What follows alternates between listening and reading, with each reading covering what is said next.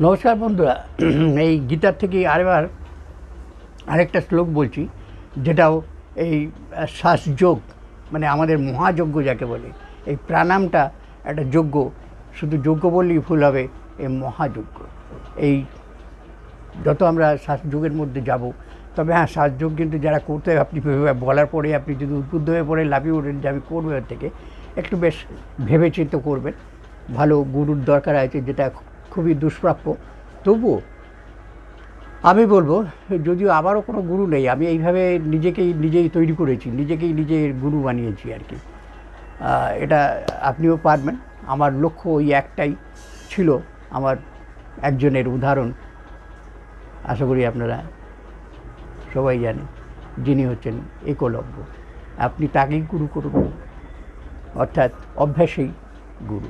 একটু সময় কম বেশি লাগবে, একটু ভেবে চিন্তে করবেন, ভালো করে বুঝবেন, এগুলো করে তারপর আস্তে আস্তে এগোবেন। তারপরে প্রশ্ন থাকলে আমি তো আছি। তবে হ্যাঁ, আমি বলেছি যে আপনাকে প্র্যাকটিক্যালি, অর্থাৎ বাস্তবতায় শরীর দিয়ে দেখিয়ে আমি পারবো না, জাগে যাওয়ার মুখের বক্তব্য। ঠিক আছে, এতেই সন্তুষ্ট থাকতে হবে বন্ধুরা। আর এবারে আসি, দাঁড়ান, বাড়িয়ে ফেললাম, বুঝে দেখি। বলছে 15-14 দেখুন, 15 পঞ্চদশ অধ্যায় 14 নম্বর শ্লোক বলছে যে অহং বৈশ্যানর ভূত্বা প্রাণিনাং দেহমাশ্রিত প্রাণ সমাযুক্ত পঞ্চামং নং চতুর্বিধম। অর্থাৎ আমি বৈশ্যানর কি, আমার ভিডিও দেওয়া আছে।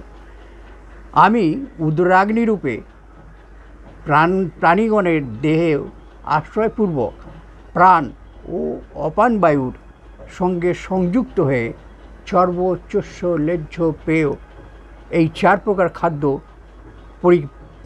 পরিপাক করি। ঠিক আছে, তাই এটাও দেখুন সেই শ্বাসযোগের উদাহরণ। এখানে দেখুন এই প্রাণায়ামের ব্যাপার। এখানে একটা সূত্র আমি বলে দিই আপনাদেরকে। দেখুন, খুব বেশি খেয়ে ফেলেছেন, হুই ঘাই করছেন, তবে এটাকে বারবার প্রয়োগ করবেন না। হয়ে গেছে হয়তো, লোভ সামলাতে পারেননি। দেখুন, ওই প্রাণায়ামের মতন আপনি শীতকার নিন, টানতে থাকুন, শীতকার টানতে থাকুন।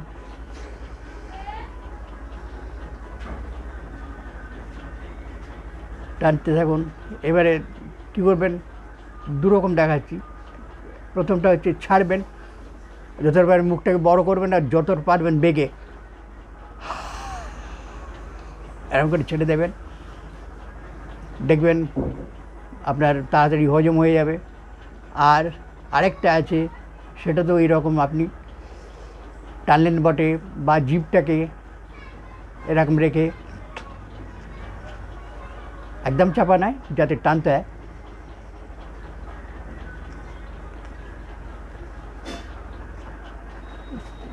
টানলেন, নাক দিয়ে ছাড়বেন। দেখবেন আধ ঘন্টা বাদে আপনার প্রচণ্ড খিদে পেয়ে গেছে। ওই জন্যই বলছে যে অহং বৈশ্যানর ভূত্বা প্রাণিনাং দেহমাশ্রিত প্রাণা সমাযুক্তং পচামং চতুর্বিধম। চতুর্বিধম মানে 4 রকম, ওই যে চর্বচস্য লেহ্য পেয়। তাই বলছে যে আমি উদরাগ্নি রূপে প্রাণীগণের, অর্থাৎ যে আগুন জ্বলছে, সেই আগুনে বলে না হাওয়া দিলে জলে বেশি, তাই এই যে আমার প্রাণবায়ু অপানবায়ু দিয়ে যে আমার জঠরাগ্নি ছিল, ঠিক আছে, এই হচ্ছে পেট ভর্তি হয়ে গেছিলো, সেটাকে আরও বেশি করে আমি তাকে হাওয়া দিয়ে কী করলাম, তাকে আরও বাড়িয়ে দিলাম, এবং সেটা দেখবেন খুব তাড়াতাড়ি হজম হয়ে গেল। সাবধানে করবেন বন্ধুরা, যদি করেন। সঙ্গে থাকবেন, সঙ্গে রাখবেন, ভালো রাখবেন।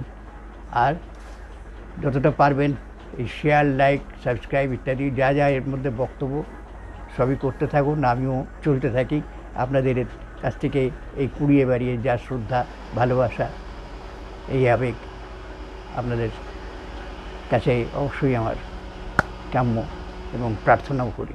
নমস্কার।